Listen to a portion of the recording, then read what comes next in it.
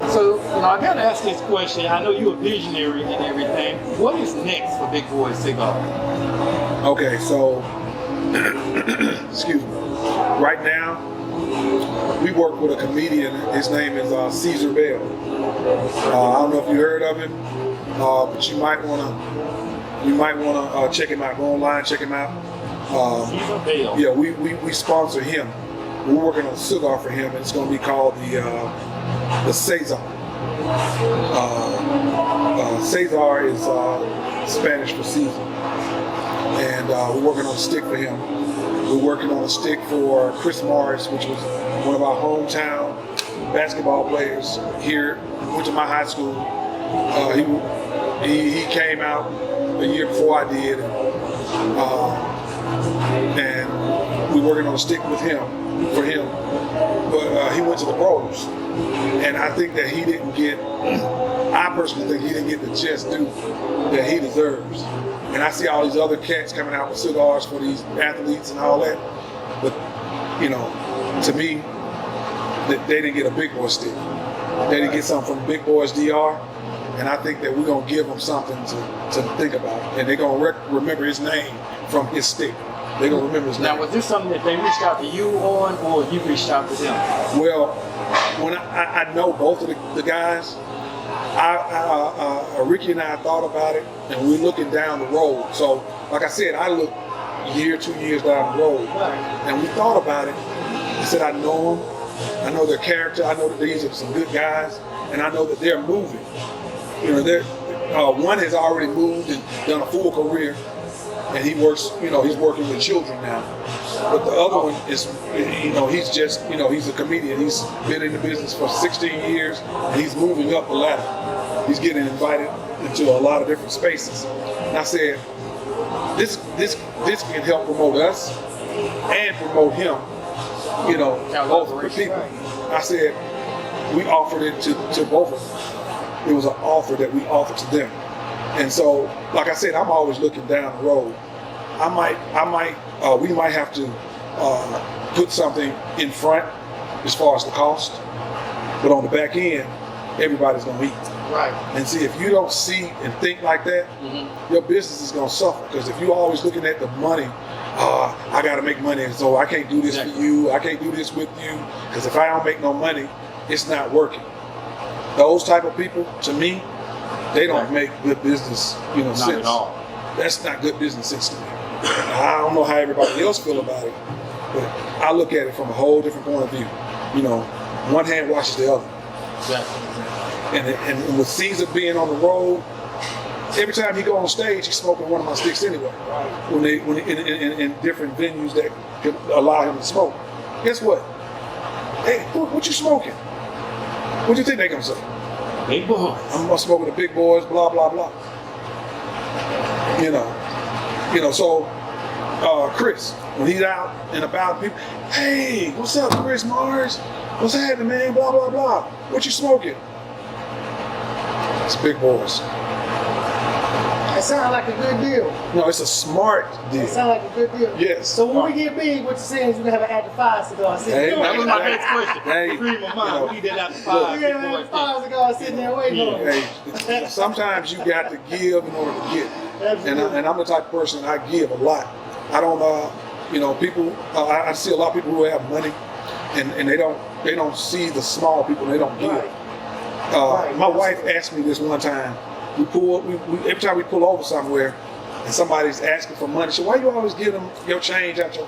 I said, "Because somewhere, somehow, I'm gonna get that back." Right, absolutely. I always keep money in my car just for that. I always keep money in my wallet just to give to somebody. Because I can't take it all to the grave. Trust me, when I'm gone, the other dude's gonna spend my money. And I really don't want him spending my money. Now, when y'all see him, when y'all see Jay, when y'all see Jay out and about, don't run up asking him for money. Because I'm not gonna do it. Don't be It's not running. It's not like that. It's not like that. Yeah. It's not like that. You And gotta have a need.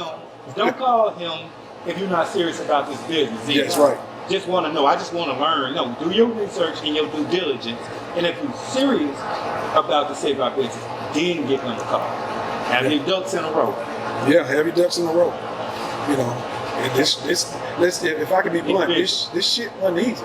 Right. It's not easy, and every day it gets harder and harder. You know, it's not something that I don't take seriously. I take it seriously.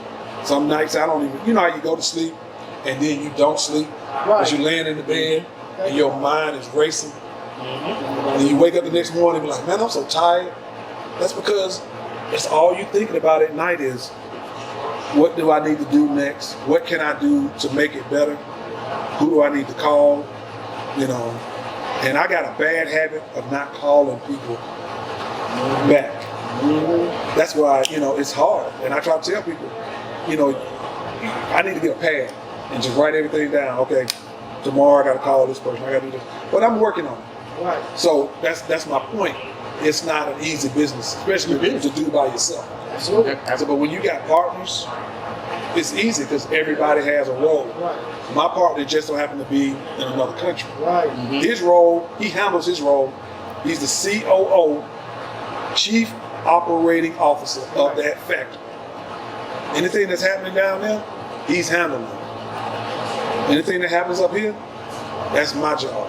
So if I drop the ball, guess what? My bad, and I have to pay for it. I have to fix it. You know, so it's not easy because I have lost a lot of money because I be fucking up sometimes. Be blunt. I forget it. Like, oh man, my bad. So I fix it. Keep it moving. So Absolutely. So listen, just one more last question here. We looked at a documentary on YouTube. I want to know how that came about. I mean, where did that come from? It was real in depth. If y'all want to, get some more background, you can definitely check that out. But I want to know how that kind of came about. With the Big Boyz documentary that was out there. Okay, so there was a young man. I met him. He's from Cleveland, but I met him here because he was working here. He still works here, but his name is Elton. Real nice gentleman. And he's in the film business. Does a lot of work in Atlanta and all over the United States. He approached me and he said, "Hey man, I like your story. Let's do a documentary." And I was, I kind of, okay, whatever. I didn't really take it seriously because we had sat down and talked and spoke, and he learned a lot about me. Right. I don't see a lot of stuff that other people see, only because I'm just a guy. Life. Yeah. I'm just, I'm just a guy. I'm not trying to be that guy. So when he was talking about doing the documentary, I was like, yeah, okay. But he was serious. And he kept coming about it, kept asking about it. I said, all right, so what do you need from me? Well, how much I got to pay? He said, you ain't got to pay nothing. He said, the only thing you got to do is get me to the island and put me up, as far as make sure I had a place to stay. I thought, oh, that's covered. That's easy. So we flew him down. He flew down with me, actually.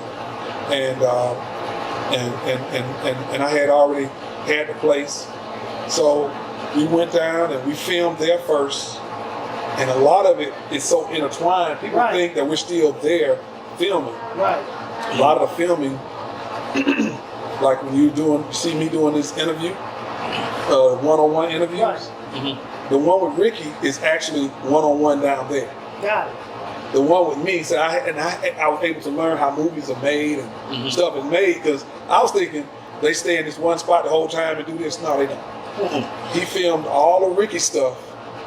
That week we were down there, everything that you see Dominican, anything in the Dominican week, that was done all that week. That conversation with me and Ricky, that was down there, because we were together. See, if you see me and Ricky, it was in the Dominican. But you see Ricky by himself, that was in the Dominican. But when I was doing my one-on-one interviews, I'm in my garage on a black wall with the garage door closed. And it's so crazy, when he put it all together, I was like, wow, that's good, right? That looked like I did it out of Ricky. Yeah, oh yeah. But it was so crazy how they do it. And I didn't, but at that point, I really was taking it seriously. I was like, I get it. And he was serious. Yeah. And he was serious. He said he really wanted to tell the story. And since then, we've had other people saying, "Y'all need to do a second part of it." And I'm like, what else is there to tell? You know, I don't know what else to say. You know, but people have been coming with different ideas. Why don't you go to different shops and talk to different That's people? what's gonna be my next suggestion. Yeah, but I'm just that guy that's doing my job, you know, here. You know, but that documentary, man, it brought out a lot. I even learned a lot of stuff that I didn't know about myself, about Ricky. Me and Ricky had been friends. We've been friends for over 12 years. But I didn't know that he had been in the business since he was 14 years old. Because I never asked him.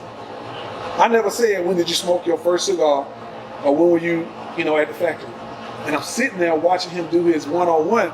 And I'm like, dang, this is really your life. This is the only thing that you know. You found the right partner then. You did. Yeah. And I trust Ricky. That's the right partner. When I tell you I trust Ricky, I could send, if I say, Ricky, we gotta do this, I could send $5,000 to him. I don't have to ask about none of that money. I come down there, he say, oh no, we got this much left out of that. We didn't spend this much on that. He's always detailed. Mm-hmm. See, and I knew then, I said I got the right business partner. How many businesses, you go into business with somebody and then you might have to send a lump sum of money somewhere, then all of a sudden the rest of it's gone. Yeah. You be like, okay, I know you didn't buy $10,000 worth of leaves or $5,000 worth of leaves or pay all these employees. I don't have to do that with Ricky. Ricky called me, and if Ricky called me and say, we short, their bank account don't have this, guess what? I don't have to ask no questions. Because I know everything was done according to what we had planned. We just ran out of money. So guess what? We run some more money. And that's what I love about Ricky. I trust him with my life. When I'm on that island, I don't worry about nothing. And everybody that he introduced me to, they treat me like he treats me. Our box maker, our label makers, everybody that does work for us down there, the employees that work in our factory, they're like, I can go home and eat with them. If they say, I'm bringing lunch today, since you're here, we bring lunch or you come up to the house and eat. No questions, no nothing. They all treat me like family. I just need to work on my Spanish. We all do, me too.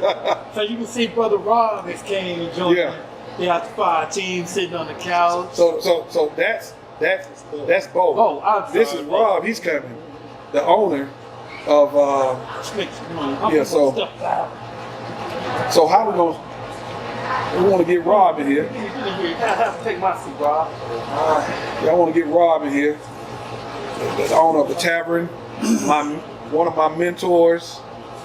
What y'all doing? How you doing, Rob? Rob. Love to get smoking. Yeah, let's get to smoking. We get bigger here, so we are at Tavern Cigar, Camp Creek. And this is the owner of this lovely establishment. Bo joined. So, Bo, Rob, tell us something. Hey man, I've been 54 years old. I've been smoking cigars since I was 18. I didn't know a thing about cigars when I started. All I knew is I liked the flavor. I stuck with one cigar for almost 20 years. I didn't even know there was another brand around. I started Romeo and Juliet. Oh, you started on a high note. Yes. I didn't know anything else existed. Nothing. When I retired from the military, I came back to Atlanta. I was looking for the Romeos that I smoked, and nobody had it. I saw all these different cigars, and I'm like, wow, is it that many? I started smoking, then I went from one to the other to the other. At my shop at Jefe's, I have smoked at least 75 different cigars in that humidor. There's only one that I like. Now let's back up. Your shop. So you actually have a shop? Yes. The Jefe Cigars, 3389 College Park, Georgia. Okay. It's been open for 2 years. We're doing pretty good. We have a plethora of cigars. We have at least 75 to 80 bases of cigars. His works. What I mean by It's nice. bases is different brands. Different brands of cigars. We have from sweet, from light, to medium, to bold. So I guess that needs to be the next after 5 stop. We need to come in there. It's actually an after 5 spot. Because it's not, you can't come to a Jefe's and turn up like we do at a lot of cigar bars. We have a lot of very important people in there. We have political people, we have entertainers, everybody's in there. So we try to keep it on a level to where you can come in and be comfortable. You don't have to worry about everybody running up to you, trying to talk to you and stuff like that. You go in the middle of the afternoon, you might catch somebody in there working on the computer. You might catch somebody listening to jazz. So we do jazz all day. Okay, well, nice. And on Fridays and Saturdays, those are the days, like the end of the week, everybody's tired of working. So you want to go somewhere and let loose. But you want to be able to let loose without thinking about being shot. So at Jefe is the place to be because we have live entertainment on Friday nights. And it's all old school and R&B. Saturday nights is a little bit different. We have a DJ. What he does what's called decades of music. So he starts from the 60s and 70s to what's going on now. And by the time he gets to what's going on now, we're getting ready to close the doors.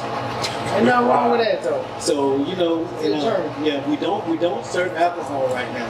We do have a license. It's going to start probably the beginning of the summer.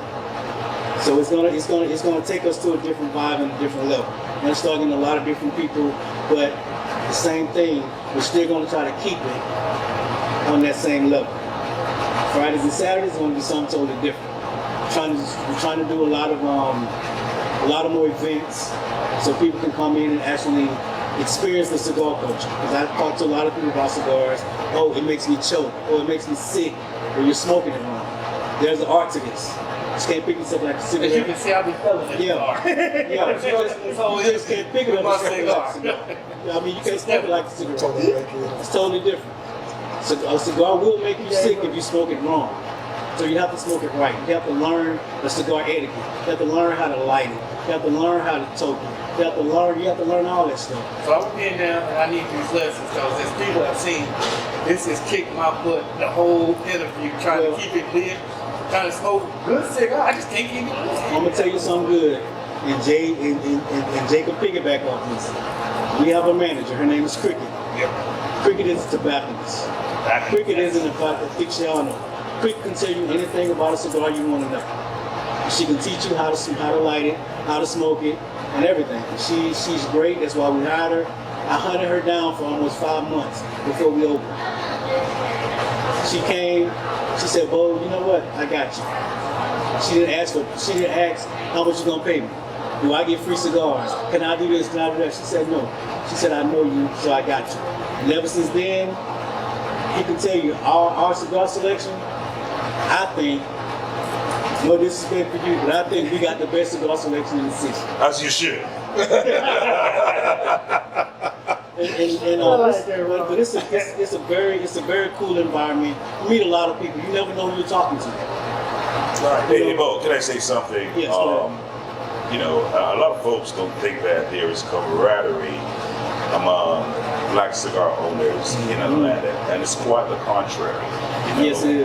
Because I can validate what you're saying about Cricket. I've known Cricket I was like the third black-owned cigar shop in Atlanta. So I've been around the block and seen a thing or two. Yeah. Right. I met Cricket at my shop 9 years ago. And when she was also working for another shop, which was on the other side of town, still there. And if you think about women in the cigar industry in Atlanta, she is right up there among the best of them in terms of her knowledge, business acumen, and her talent. Exactly. So I can attest to everything that you are saying. Exactly. Let me know when you're gonna send her my way. We'll be anytime soon. And being the person that I am, I don't visit a lot of cigar shops, but when I do, I pay close attention to the humidor. Real close attention to it. I do that because I want to make sure we're better. To where I come in one day and just see people that I've seen on the screen, see people that I've seen in rallies, to see people that I've seen, that just have the influence to say the Jefe is a good place to come smoke. And I want them to feel comfortable. I don't want them to come in and have to go to the back and hide from everybody else, which we do have a back area, but I'm the only one that's back there. I like to watch movies when I smoke. It's like Jay was saying earlier, when you're smoking cigars, you don't want to have a lot going on around you. You want to relax. And that's what I do. When I go there, Jay will tell you, I sit in the back, I sit outside, and I'll smoke.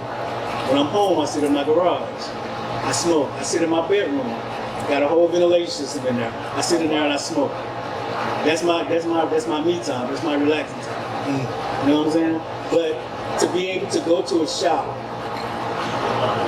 that you invested time, money, and people into, it's a whole different atmosphere. You know what I'm saying? Because people that know me, they'll come in, hey, what's up, boy? They'll sit down. I don't mind talking to people. I sit down and talk to them. We chop it up, like everybody else.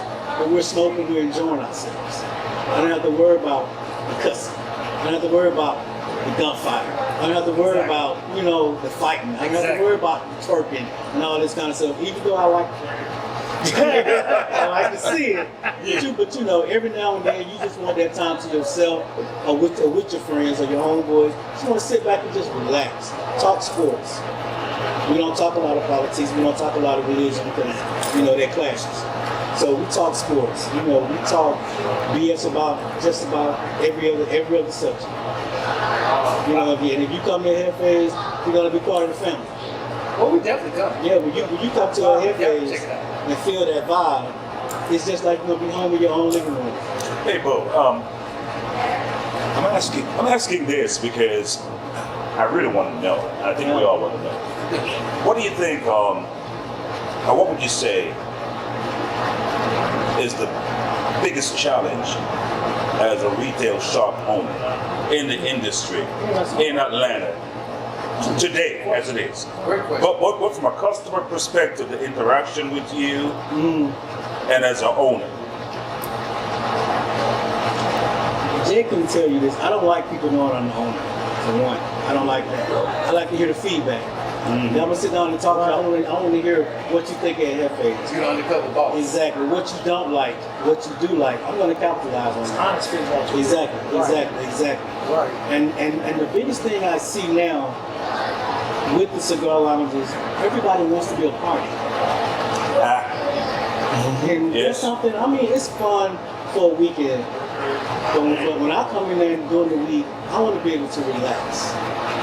I don't want the loud music banging in my ears. I don't want people running up to me, trying to talk about silly stuff. That's not my nature.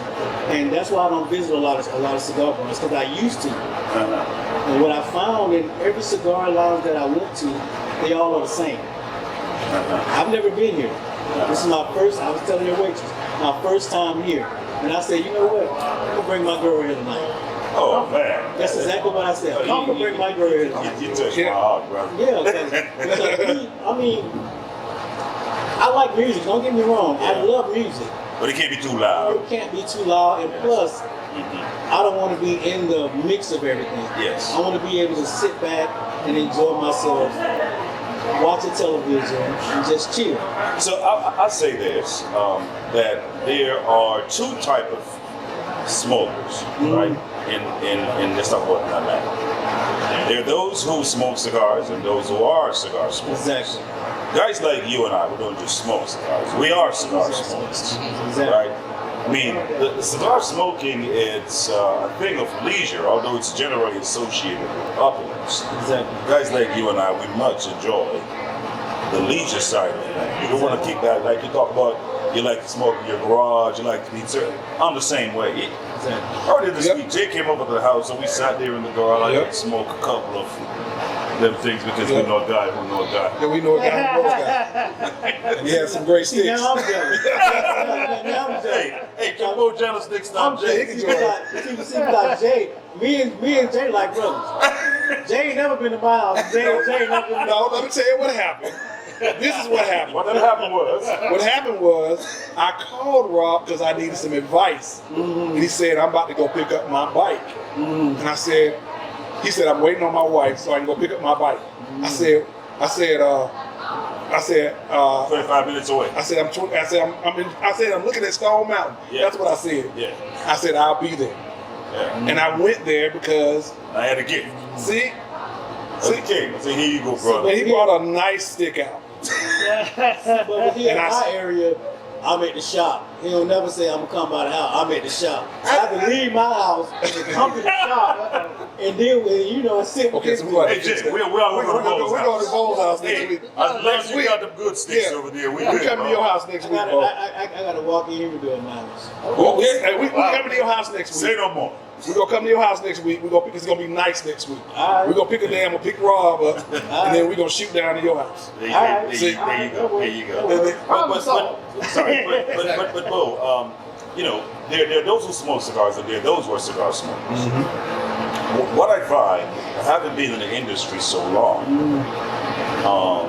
is that there is a transition, right? Because what has been going on, it's a rebirth of the Harlem Renaissance, right? Where we were consumers, but now we have more disposable income. Exactly. And we can spend it on our different pleasures, buy sticks and the likes. Exactly. But we're coming into the industry not fully understanding the nuances of that cigar culture, Yeah. right? And with social media now, I think, guys see me, they say, hey, you look like a boss. And he's sitting smoking a cigar. You know what I mean?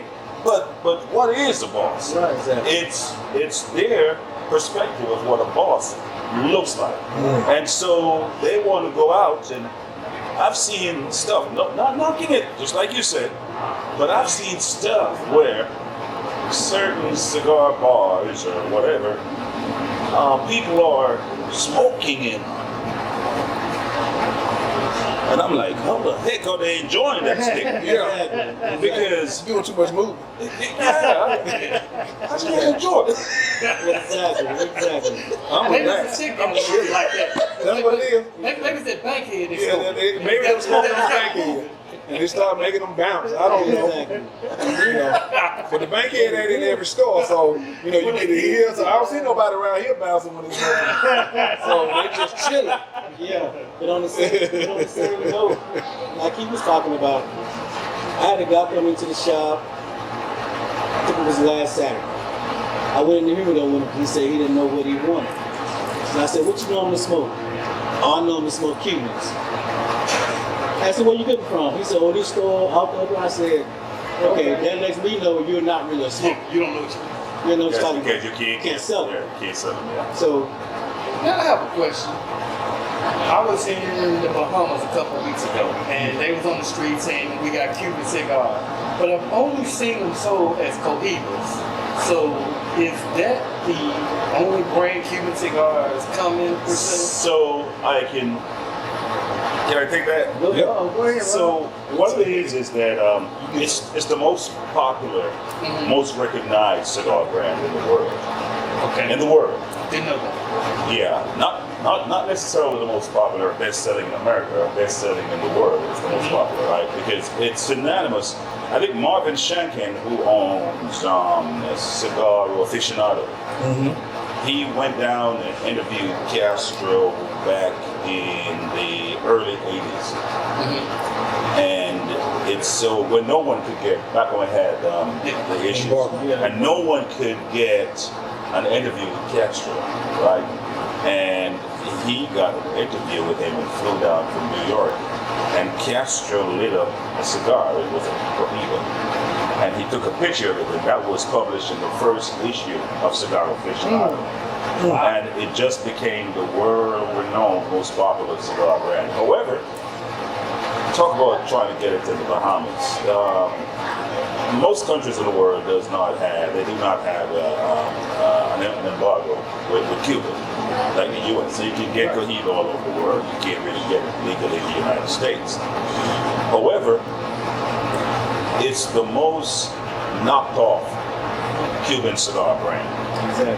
Like if you ever go to the Bahamas or anywhere, and they have a Cuban cigar coming up to sell you, if they have another brand versus Cohiba, you might want to take a chance with the other brand versus the Cohiba.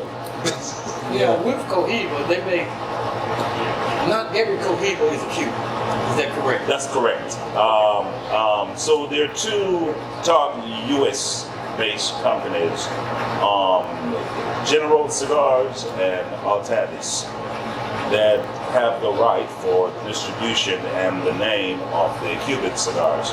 So General, they have the right to some, and Altadis have the right to others. Now, General actually have the rights to Cohiba. So with the branding rights, they can make Cohiba, and they use the Cuban seed grown in Nicaragua because we have no embargo with Nicaragua.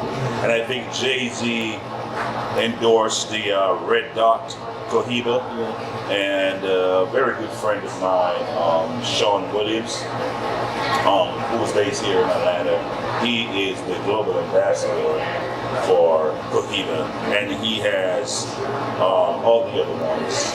They come out with a new one every year, and right now they're coming out with some premium Cohiba cigars. They're selling for $110, $120. Cohiba Spectre. I think they can. Box or No, per per cigar. cigar? Wow. Per stick. Yes, per stick. I mean, they're absolutely amazing. Since Sean Williams got involved and became the global ambassador, they have been working with him, and he's intimately involved in the blending and everything. And they have some great sticks.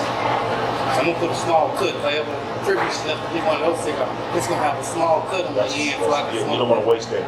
No, I'm not gonna waste it. I'm gonna smoke that for a while. Yeah, but see, with me, if it's over $15, I won't pay for it. I'm a low budget smoker, but you got some low budget cigars that taste just as good as the expensive ones. Well, you know, I've never heard the rule of thumb when it comes to cigar, but I'm a wine guy as well. And the rule of thumb when it comes to wine is you never want to pay over $50 for a really good bottle of wine. If you're paying over $50, then you're paying too much. Although I have wine that I have bought for over $100 a bottle. You know, I got to that point. But even in a restaurant, if I go to Prime down in South Beach, they usually start off at $55, $60 and go all the way up to like $500. Oh, I don't care how much money I have in terms of disposable cash. I would go for the $55 bottle. I'm glad you said it because I drink wine too. And I'm a cheap wine per se. On that, I don't pay. I'm a cheap wine. Overpaid. And I'm learning too. Yes, you know, because you can go to the vineyards and you can buy from in the cellar a good bottle of wine, something that is estate grown, something that is, and usually the rule of thumb is that at the cellars of the wineries, right, you are getting 3 years and beyond vintage. In the supermarket, you're getting 1 year. In the restaurants, you're getting 2 year vintage. So right now, it's what, 23. Right now in the restaurant, they're serving mostly 20, 21. In the wineries, they're serving 20, 19, and going back. Now, in my cellar at home, I think I have about 5,000 bottles. And I don't have anything younger than 2000. I don't even have anything younger than 2014. You know, y'all should come over and we do a episode here. You know, I live on He lives on the estate. I have an estate. I have an estate with a vineyard in the backyard. Yeah. Oh, wow. And so, speaking of wine, I have a wine. You know, we have a wine too. Oh, wow. It's called Arbella. Yes. Oh, wow. We right now we on our we have two that we had out for about a year now, year and a half, and we just created another one. So when you're in this business, you don't want to be stagnant just doing one thing. you want to start diversifying, and that's what we decided to do. So, we're gonna, you guys need to check that out. In fact, I tell you this, Jay, I don't think he knows. I told him. I met Jay at one of my friends' shop. Yeah. I've heard about him. I never met him Down in New York. because I live in California most of the time, right? And I met him at one of my friends' shop. I was a mentor to that guy, and I was there, and Jay was there, and we talked. And at the time, my shop had had a fire, and I was opening this. And I told him, I said, look, you're a good guy. Your stick smokes real good. He gave me a stick called the Bankhead. And I said, man, this is good. And the shop is right near to where Bankhead was. So I was like, I can bring that stick in here and sell it. When I opened up, I ordered 6 boxes. Right? Yep. Anyway, I left that day and I went back to California. When I came back, my buddy called me and said, hey man, I don't know how he knew I was into wines. But he said, hey, remember the guy named Jay, he left a bottle of wine for you. I said, it's a good guy. I'm really gonna bring those sticks in. I was just trying to blow smoke, but But you know what's so funny? I actually had 2 bottles, and I walked into his shop. He told you I dropped one. Oh man. Yeah, I dropped 1 bottle, but we'll get you that one. Next time when we go to Bo's house, we'll drink that. See, I'm not a wine drinker. Oh, well, we can't go to Bo's house. But I'm gonna tell you why. I'm Scratch it. gonna tell you why. The first time I drank wine, it was the bitterest thing I ever tasted. But I took somebody to Chateau Long for their birthday. We bought a bottle of wine from, they let you test all these wines, and still I wasn't impressed. But we bought a bottle of wine. I'm not a winer guy, so I don't know what it was called. But we drank that cup of wine, that bottle of wine with dinner that night. It was the best thing I've ever tasted.